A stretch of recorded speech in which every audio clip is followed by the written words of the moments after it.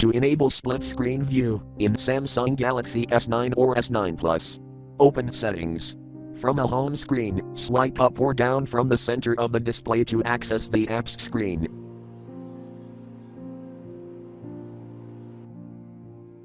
Tap Settings.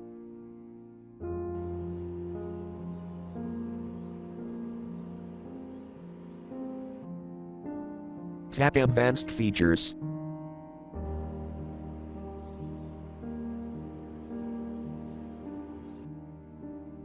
Tap Multi-Window.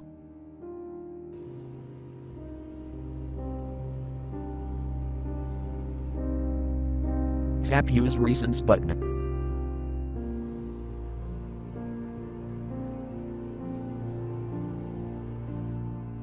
Enable Use Recents button. Tap Switch until blue.